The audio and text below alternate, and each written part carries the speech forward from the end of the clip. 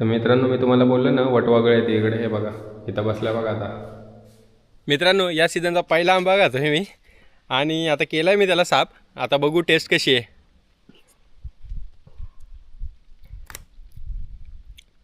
थोडासा आंबट आहे पण ठीक आहे. चासोळे गावाशेजारील काळू नदीच्या अगदी बाजूलाच असणारं हटकेश्वराचं मंदिर. मंदिराचा जरी जीर्णोद्धार झाला असला तरी देखील मंदिरात आपल्याला अनेक पुरातन गोष्टी पाहायला भेटतात. तर हेच मंदिर आपण या व्हिडिओतून बघणार आहोत.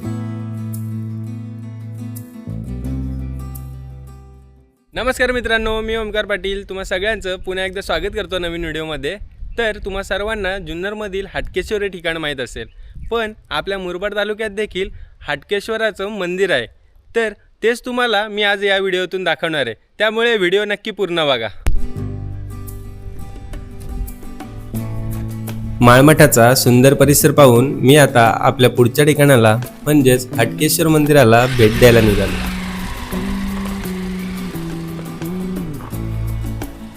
माळमठापासून साधारणतः 9 ते 10 किलोमीटर अंतरावर हे मंदिर आहे. शांत परिसर आणि ग्रामीण भागातील रम्य दृश्य हा प्रवास खरंच खूप आनंददायी बनवतात. या मंदिराला भेट देण्यासाठी स्वतःची गाडी असली तर खरंच अतिउत्तम ठरतं. तर मित्रांनो, मी माळमठापासून हटकेश्वरला जायला निघालेलो आणि रस्त्यात आता एका पॉईंटला थांबलोय. इथे थांबण्याचं कारण देखील तसंच आहे, कारण की इथून आपल्याला अफाट सह्याद्रीची पसरलेली रांग दिसते. तर मी काही पॉईंट तुम्हाला दाखवतो इथले. तर इथे आपल्याला एमकेची रांग दिसते आणि इथेच आपल्याला शिपनूरचा डोंगर वगैरे दिसतो. आणि हा झाला आपला आजा पर्वत आणि एक जड इथे आपल्याला खुट्टा पिनाकल दिसतोय. पुन्हा इथे आपला पात्रा घाटाचा जो परिसर आहे तो आहे आणि इकडे हरिश्चंद्रगडाचा जो परिसर आहे ना तो आहे. इथून कोकणकडा देखील दिसतोय आपल्याला. आणि ह्या साईडला आलो ना की आपल्याला ह्या इथे भैरवगड दिसतोय मोरुशीचा आणि ही सगळी वरडी डोंगर रांग आणि मग इकडे नाणेघाट आणि त्याच्या मागे जीवदन किल्ला, वानरलिंगी सुळका आणि इथेच लगेच बाजूला आपला आहे तो म्हणजे ढाकोबा किल्ला. तर इथून पुढे देखील सिद्धगडपर्यंतचा जेवढा परिसर आहे ना तेवढा दिसतोय आपल्याला, पण आता तो इकडे म्हणून दिसत नाही. तर तुम्ही आले तर इथे थांबा आणि मी पावसाळ्यात येईलच इथे. तर पावसाळ्यात इथलं दृश्य कसं दिसतं हे देखील तुम्हाला मी दाखवेल. सह्याद्रीची ही रांग बघून पुढचा प्रवास चालू केला, पण गुगल मॅपही लावला नव्हता आणि मंदिराकडे जाण्याचा रस्ताही न समजण्यासारखा होता, त्यामुळे रस्ता चुकलो. तर मित्रांनो, मी आता थोडा वेळ झाला रस्ता चुकलेलो, कारण की मी गुगल मॅप पण नव्हता लावला आणि जेव्हा मॅप लावायशी वाटत होता तेव्हा इथं नेटवर्कच नव्हता. तर आता मी शापूरवरून आलो आहे, पांढरीच्या पाड्यावरून. तर हा जो रस्ता आहे ना तो तिकडून येतो आणि जर तुम्ही टोकावड्यावरून येत असाल ना तर हा रस्ता इकडून येतो. तर तुम्ही बघू शकता ही पूर्ण उतरण आहे. तर त्याच्याच इथून आपल्याला एक टर्न दिसतो, या टर्नानेच आपल्याला जायचं आहे. हा रस्ता थेट मंदिरापर्यंत आपल्याला घेऊन जातो. चला मित्रांनो, आता ऑफ रेडिंगचा थोडा थरार घेऊयात. ही जशी इथं अशी माती दिसते ना तिच्यावर कधीच घाई नाही करायची, कारण की खूप टायर स्लिप होतो. आता कुठे सावलीचा रोड लागला आहे, बरं वाटतं जरा. त्याचं कधीपासून उन्हातच चालू होतं गाडी.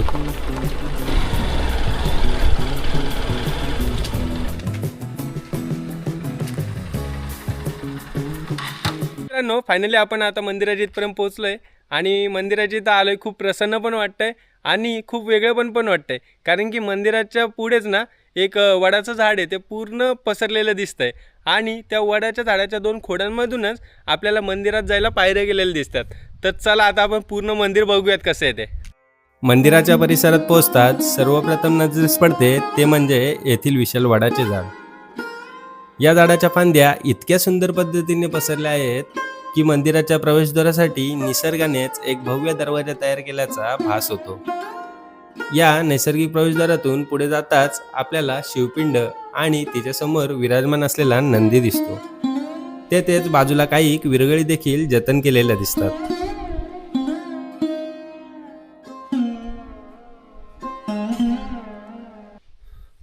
इथे वाटतं ना कोणतरी राहत आहे, पण आता सध्या नाही आहे कोण. हे बघा, कोणतरी बाबा वगैरे राहत असतील इथे, पण आता सध्या कोण नाही. इकडे कपडे पण टाकलेले आहेत आणि इकडे भांडी वगैरे पण आहेत. इथं प्यायला पाणी पण ठेवलेलं आहे. तर इथे साऊंड सिस्टीम पण आहे. तर चांगलं आहे एकंदरीत. या मंदिरात आपल्याला फक्त गाभारा पाहायला भेटतो आणि बाहेर पत्र्याची शेड टाकलेली दिसते. गाभाऱ्यात प्रवेश करण्यापूर्वीच आपल्याला काही प्राचीन मूर्त्या पाहायला भेटतात. यामध्ये गणपती बाप्पांची मूर्ती, हनुमानाची मूर्ती तसेच नागशिल्पाचाही समावेश आहे. या शिल्पांकडे पाहिल्यावर मंदिराच्या प्राचीनतेची आणि तेथील धार्मिक परंपरेची कल्पना येते. तर आता आपण गाभाऱ्यात प्रवेश करूया. गाभाऱ्यात प्रवेश करताच समोर दिसते ती सुंदर आणि प्रसन्न करणारी शिवपिंड. शिवपिंडीवर काढलेले स्वस्तिक आणि ओम यांमुळे तिच्या आकर्षणात आणखीनच भर पडली. गाभाऱ्यात असणारे शांत वातावरण आणि समोर असलेले शिवस्वरूप पाहून आपोआपच मन भक्तिभावाने भरून जाते. जरा गाभाऱ्यात यायला मंदिराच्या तर जरा सावधगिरीनेच या, कारण की आपण अचानक येतो आणि इथं वरती वटवागळे आहेत, तो पटकन उडतात तर त्याचं क्लिअर होते. हे बघा एकदम वरती तिकडे बसलेत. तर मित्रांनो, मी तुम्हाला बोललो ना वटवागळे आहेत इकडे. हे बघा इथं बसल्या बघा. आता तिथे पण आहेत ते बघा.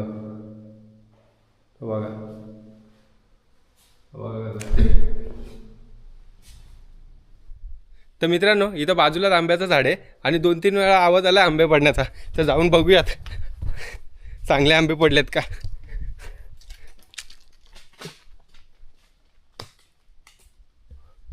हे बघा, हा बघा. अरे एक नंबर आंबा आहे, पिकलाय. हा बघा दुसरा.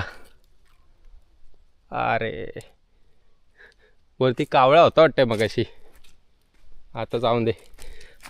हा पूर्ण हे झालाय. बघू जमला तर खाऊ तो पण. आहे की ते घे. चला आपला बंदोबस्त झालाय आत्ताचा. आता दणकवू एकदम आंबे. मित्रांनो, इथं बोरिंग पण आहे, तर आता बोरिंग खाली धुवू आपण आणि खाऊन घेऊ. खतरनाक आलाय हा आंबा आणि बरेच आंबे पिवळे पिवळेच झालेत. हे बघा.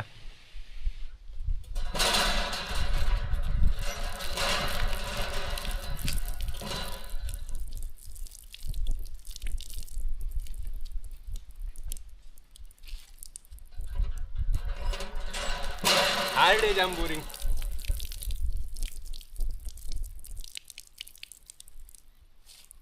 आता नसतो ऐकत आपण. मित्रांनो, या सीझनचा पहिला आंबा खातो हे मी आणि आता केलाय मी त्याला साफ. आता बघू टेस्ट कशी आहे.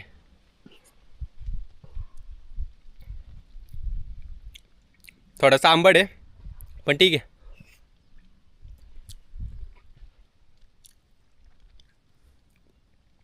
सकाळपासून काहीच नव्हता खाल्ला, फक्त घरून निघताना चहा पिलवलं तेवढं, तिथून काहीच नव्हतं. बरं देवाचं दर्शन घेतलं आणि इथून 2-3 आंबे पडले. काय नशीब आहे. तर चला आता पूर्ण खातो मी आणि मग बघू. तर मित्रांनो, खरंच खूप सुंदर जागा आहे आणि खूप शांत जागा आहे, कारण की मी एकटाच आहे एवढा भागात, दुसरं कोणीच नाही आहे. आणि इथे बाजूलाच आपल्याला नदी देखील पाहायला भेटते. ते बघा, ते तिथे डायरेक्ट नदीच आहे. तर ज्यांना आंघोळ्या वगैरे करायच्या असेल तर आंघोळ्या पण करू शकतात इथे जाऊन. आत्ताच कोणतरी गावातली पोरं होती ते तिथूनच आले आंघोळी करून. हा बघा.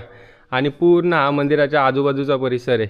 इथं काहीतरी काम चालू आहे आणि बाकी हा बघा, हा पूर्ण मोकळा परिसर आहे एकदम. तर मित्रांनो, आता आपलं पूर्ण मंदिर बघून झालं आहे आणि हे मंदिर तुम्हाला कसं वाटलं हे कमेंटमध्ये नक्की सांगा. मला तर आवडलेलं आहे. तर चला मित्रांनो, ही व्हिडिओ आता आपण इथेच थांबूयात आणि भेटूयात अशाच नवीन एका व्हिडिओमध्ये. तर मित्रांनो, जय शिवराय.